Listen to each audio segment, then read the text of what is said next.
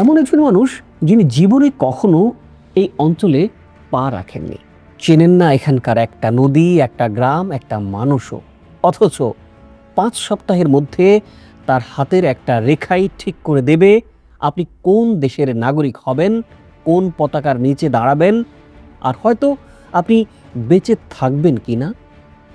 এটা কোনো থ্রিলার সিনেমার গল্প না, এটা 1947 সালের জুলাই মাসের সত্যি একটা ঘটনা।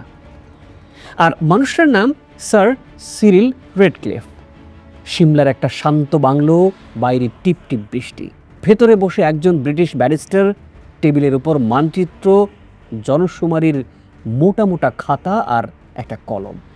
সেই কলমের প্রতিটা আঁচড়ে লেখা হচ্ছিল উপমহাদেশের প্রায় 40 কোটি মানুষের ভবিষ্যৎ। সিরিল রেডক্লিফ ছিলেন একজন সফল, সম্মানিত ব্যারিস্টার, কিন্তু ভারতবর্ষ সম্পর্কে তার অভিজ্ঞতা একেবারেই শূন্য ছিল।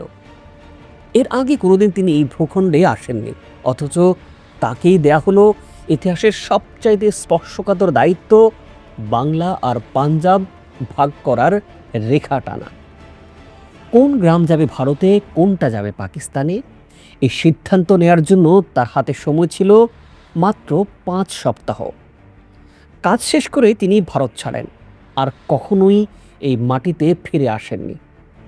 প্রশ্ন হলো, এই মানুষটা কি সত্যি নিরপেক্ষ ছিলেন, নাকি তার প্রত্যেকটা সিদ্ধান্তর পেছনে লুকিয়ে ছিল অন্য কোনো হিসেব, অন্য কোনো চাপ? প্রিয় দর্শক, এই বিষয়গুলো নিয়ে আজকের এই এক্সপ্লেনার। আশা করি শেষ পর্যন্ত সাথেই থাকবেন। চলুন শুরু করি।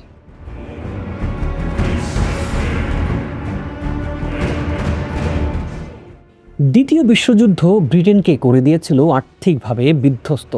সাম্রাজ্য টিকিয়ে রাখার শক্তি আর অবশিষ্ট নেই। ফলে ব্রিটেন চাইছিল যতটা দ্রুততার সাথে ভারতের ক্ষমতা ছেড়ে দিতে।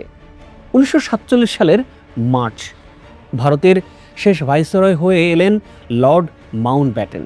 কিন্তু ততদিনে দেশ জুড়ে সাম্প্রদায়িক দাঙ্গার আঙুল জ্বলছে। কংগ্রেস আর মুসলিম লীগের মধ্যে সমঝোতার সব রাস্তা বন্ধ। শেষ পর্যন্ত একটাই সিদ্ধান্ত অবশিষ্ট থাকে, দেশ ভাগ। আর সেই ভাগের সবচাইতে কঠিন অংশ বাংলা আর পাঞ্জাবের সীমানা তুলে দেয়া হলো রেডক্লিফের কাঁধে। 8 জুলাই তিনি ভারতে পা রাখেন, হাতে সময় 5 সপ্তাহ। ভরসাযোগ্য মানচিত্র হাতে নেই তার।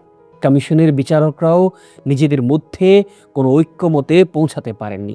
ফলে প্রায় 8 কোটি 80 লাখ মানুষের ভাগ্য নির্ধারণের চূড়ান্ত সিদ্ধান্ত একা নিতে হয়েছিল একজন মানুষকেই। তার মূলনীতি ছিল সহজ, প্রায় নিষ্ঠুরভাবে সহজ। মুসলিম প্রধান এলাকা পাকিস্তানে, হিন্দু ও শিখ প্রধান এলাকা থাকবে ভারতে। 12ই আগস্ট রিপোর্ট প্রস্তুত হয়ে যায়, কিন্তু মাউন্টব্যাটেন ঘোষণা পিছিয়ে দেন। 14-15 আগস্ট ক্ষমতা হস্তান্তর হয়ে যায়, অথচ তখনও লাখো মানুষ জানেনই না তারা আসলে কোন দেশের নাগরিক। 17ই আগস্ট চূড়ান্ত সীমান্ত প্রকাশ পায়, আর তার সঙ্গে সঙ্গে দেশ ভাগের সংকট নেয় এক ভয়াবহ রক্তাক্ত মোড়। রেডক্লিফের রায়ের সবচেয়ে বিতর্কিত অধ্যায়টার নাম পিরোজপুর। তার নিজের সচিব ক্রিস্টোফার বিউমন পরবর্তীতে দাবি করেন 8 আগস্টের খসড়ায় পিরোজপুর আর জিরা ছিল পাকিস্তানের অংশ। 2 এলাকাতেই মুসলিমরা ছিল সামান্য সংখ্যাগরিষ্ঠ, কিন্তু চূড়ান্ত রায়ে হঠাৎ দুটোই চলে যায় ভারতের ভাগে।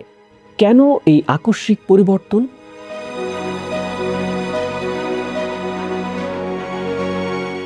পিরোজপুরের হেডওয়ার্কসের উপর নির্ভর করত বিকানের রাজ্যের গুরুত্বপূর্ণ সেচ ব্যবস্থা। বিকানের মহারাজা এ নিয়ে তীব্র আপত্তি জানান, এমনকি হুমকি দেন প্রয়োজনে তার রাজ্য পাকিস্তানেই যোগ দেবে। জিন্নার জীবনীকার আজিজ বেগ দাবি করেন নেহরুর অনুরোধেই মাউন্টব্যাটেন এখানে সরাসরি হস্তক্ষেপ করেছিলেন। সত্যিটা আসলে কি ছিল? ইতিহাস আজও এর সুনির্দিষ্ট উত্তর দিতে পারেনি। কিন্তু একটা প্রশ্ন থেকেই যায়, একটা নিরপেক্ষ সীমান্ত কমিশনের সিদ্ধান্ত কি সত্যি রাজনীতির ছোঁয়ার বাইরে ছিল? গুরুদাসপুরের ঘটনা আরও জটিল, আরও ভয়ঙ্কর, তাৎপর্যপূর্ণ, কারণ এর সঙ্গে জড়িত ছিল কাশ্মীরের ভবিষ্যৎ। ভারত থেকে জম্মু কাশ্মীরে পৌঁছানোর একমাত্র গুরুত্বপূর্ণ স্থলপথ ছিল এই জেলার ভেতর দিয়েই। গবেষক অ্যালিস্টার ল্যাম্বের মতে শেষ মুহূর্তের সিদ্ধান্তে মুসলিম সংখ্যাগরিষ্ঠ গুরুদাসপুরের একটা বড় অংশ চলে যায় ভারতের ভাগে। আর এর পেছনে ছিল মাউন্ট ব্যাটেনের উপর সরাসরি রাজনৈতিক চাপ। কিন্তু এই ঘটনার আরেকটা পাঠও আছে। পাকিস্তানের সাবেক পররাষ্ট্রমন্ত্রী মোহাম্মদ জাফরুল্লাহ খান দায় নেন নিজেদের কৌশলগত ভুলকে। তার ভাষ্য, পাকিস্তান গ্রাম ভিত্তিক হিসেবের বদলে তহসিল ভিত্তিক বিভাজনের উপর জোর দিয়েছিল যাতে অন্য এলাকায় বেশি লাভবান হওয়া যায়। আর সেই কৌশলই শেষ পর্যন্ত গুরুদাসপুরে তাদের বিপক্ষে চলে যায়। একটা সিদ্ধান্ত, দুটো সম্পূর্ণ আলাদা ব্যাখ্যা, আর মাঝখানে লাখো মানুষের জীবন যা নির্ভর করছিল একটা মানচিত্রের রেখার উপরে। বাংলাতেও গল্পটা কম নাটকীয় নয়। মুসলিম প্রধান মুর্শিদাবাদ আর নদিয়ার বড় অংশ চলে যায় পশ্চিমবঙ্গে। কারণ কলকাতা বন্দরের অস্তিত্ব টিকিয়ে রাখতে গঙ্গার শাখা ভাগীরথী ও হুগলি নদীর নিয়ন্ত্রণ প্রয়োজন ছিল। কংগ্রেসের এই দাবি মেনে নিয়ে রেডক্লিফ সম্পূর্ণ মুর্শিদাবাদ তুলে দেন পশ্চিমবঙ্গের হাতে। কলকাতা শহর হিন্দু সংখ্যাগরিষ্ঠতার কারণেই থেকে যায় ভারতে। একই যুক্তিতে থেকে যায় সংযুক্ত নদী ব্যবস্থাও। বিপরীতে বোয়ালিয়া থানা আর নদিয়ার কিছু অংশ চলে যায় পূর্ববঙ্গে। কিন্তু ইতিহাসবিদ জয় চ্যাটার্জি তার বিখ্যাত বই বেঙ্গল ডিভাইডেডে দেখান এক ভিন্ন চিত্র। তার মতে এটা শুধু মুসলিম লীগের দাবির প্রতিক্রিয়াই ছিল না, এর পেছনে ছিল সচেতন এক রাজনৈতিক প্রচেষ্টা।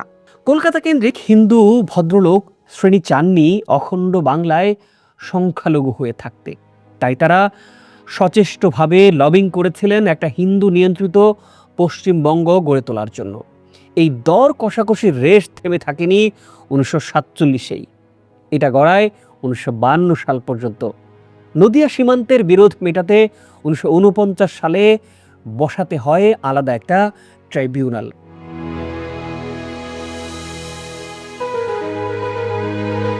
সবচেয়ে অস্বস্তিকর দৃষ্টান্তগুলোর একটা বোধ হয় সিলেট। 1947 সালের 6 ও 7 জুলাই সিলেটে অনুষ্ঠিত হয় একটা গণভোট। প্রায় 4,23,000-এর বেশি মানুষ ভোট দেন পূর্ববঙ্গে যোগ দেওয়ার পক্ষে। আসামে থাকার পক্ষে ভোট পড়ে 1.25 লাখের কিছু বেশি। জনগণের রায় এখানে স্পষ্ট, অথচ রেডক্লিফ লাইন মুসলিম সংখ্যাগরিষ্ঠ পাকিস্তানের পক্ষে ভোট দেওয়া করিমগঞ্জ মহকুমাকে রেখে দেয় ভারতের হাতেই। বাউন্ডারি কমিশনের পেছনে যুক্তি দেখায় নদী আর যোগাযোগ ব্যবস্থার হিসেব, কিন্তু রেডক্লিফ নিজে এর কোনো স্পষ্ট ব্যাখ্যা দেননি কখনোই। তিনি শুধু একবার বলেছিলেন 5 সপ্তাহের বদলে যদি 2-3 বছর সময় পেতেন তাহলে হয়তো এর চাইতে ভালো কিছু করতে পারতেন। কিন্তু কমিশন রুমের বাইরে সাধারণ মানুষ এসবের কিছুই জানতো না। সীমান্তের খবর গ্রামে গ্রামে পৌঁছাতে লেগে গিয়েছিল কয়েকদিন। যারা নিজেদের ভিটায় নিশ্চিন্তে ছিল তারা রাতারাতি হয়ে গেলেন অন্য এক দেশের বাসিন্দা নিজেদের ঘরে বসেই। এরপর শুরু হলো ইতিহাসের অন্যতম ভয়াবহ অভিবাসন। প্রায় 1,20,00,000 মানুষ পাড়ি দিলেন এক দেশ থেকে অন্য দেশে। সে সময়ের সাম্প্রদায়িক সহিংসতায় প্রাণ হারান আনুমানিক 5 থেকে 10 লাখ মানুষ। আর রেডক্লিফ ভারত ছাড়ার আগে নিজের সব ডকুমেন্টস পুড়িয়ে ফেলেন। ব্রিটিশ সরকারের দেওয়া 40,000 পাউন্ড পারিশ্রমিকও তিনি গ্রহণ করেননি। তারপর চিরদিনের জন্য চলে যান। নিজের হাতে আঁকা এই দুটো দেশে আর কখনোই পা রাখেননি। 1947 সালের 12 জুন জওহরলাল নেহরু এক চিঠি লিখেছিলেন, সীমান্ত কমিশনের কাজ শেষ হলে 2 দেশ পর বসে সীমানা নিয়ে সমঝোতা করে নেবে।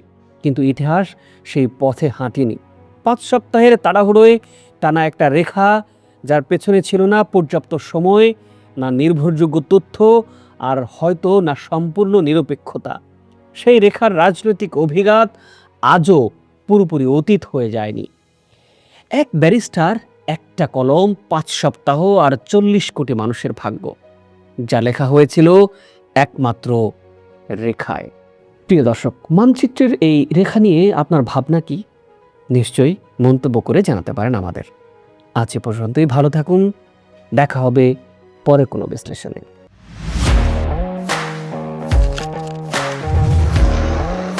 প্রফেশনাল স্টুডিও খুঁজছেন? ঢাকার প্রাইম লোকেশন নয়াপল্টনে দেশ সমাচার স্টুডিও আপনার কন্টেন্ট প্রোডাকশনের নির্ভরযোগ্য ঠিকানা। এখানে পাবেন 4K ক্যামেরায় মাল্টি অ্যাঙ্গেল রেকর্ডিং, আছে গ্রিন ও ব্ল্যাক স্ক্রিন সেটআপ, উন্নত মানের মাইক্রোফোন ও sound proof voice over booth.